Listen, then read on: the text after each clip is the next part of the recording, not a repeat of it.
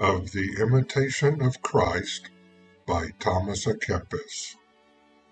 Book 2, Admonitions leading to the Spiritual Life.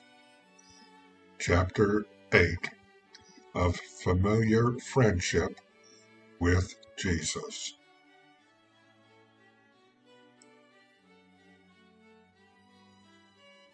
When Jesus is with us, all is well, and nothing seems difficult. But when Jesus is not with us, everything is hard. When Jesus speaks not within, our comfort is naught. But if Jesus speak only one word, we feel great consolation.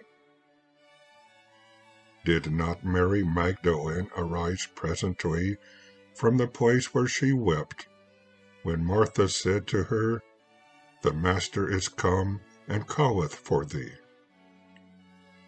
Happy the hour when Jesus calls from tears to joy of the Spirit. How parched and hard art thou without Jesus! How unwise and vain, if thou desire anything out of Jesus! Is not this a greater loss than if thou wert to lose the whole world? What can the world bestow on thee without Jesus? To be without Jesus is a grievous hell, and to be with Jesus a sweet paradise. If Jesus be with thee, no enemy can harm. Whosoever finds Jesus finds a good treasure, yea, a good above all good. And he who loses Jesus loses exceeding much, and more than the whole world. None so poor as he who lives without Jesus, and none so rich as he who is well with Jesus.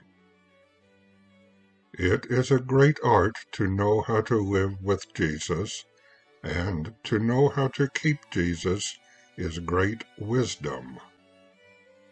Be humble and peaceable, and Jesus will be with thee. Be devout and quiet, and Jesus will abide with thee.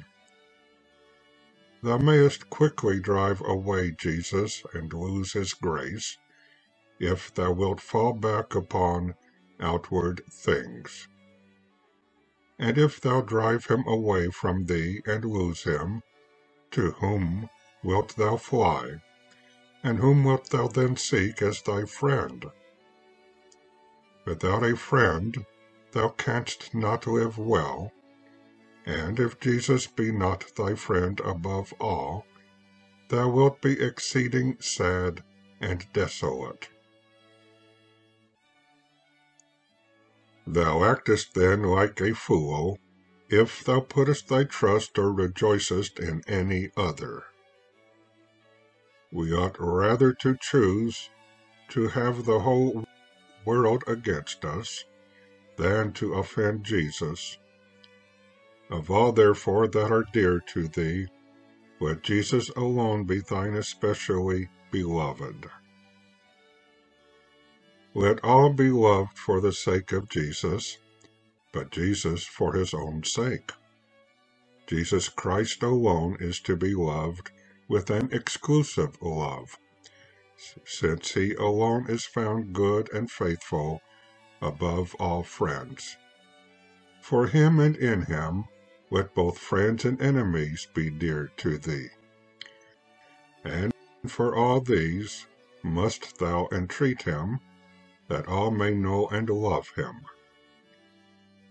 Never desire to be praised or loved above others, for this belongs to God alone, who hath none like to himself. Neither desire that any should set his heart on thee, nor do thou let thyself be taken up with the love of any one, but let Jesus be in thee, and in every good man. Be pure and free within, and be not entangled by any creature. Thou must be naked and carry a pure heart to God, if thou wilt rest and see how sweet the Lord is. And truly thou wilt never attain to this, unless thou be prevented and drawn by his grace, so that thou alone mayest be united to him alone, having cleared out and said farewell to all others. For when the grace of God comes to a man, then is he powerful for all things, and when it departs, then he is poor and weak, abandoned as it were only to stripes. Under these he should not be cast down nor despair, but stand with an even mind, according to the will of God, and bear to the praise of Jesus Christ whatever comes upon him. Because after winter comes summer, after the night the day returns, and after a storm a great calm.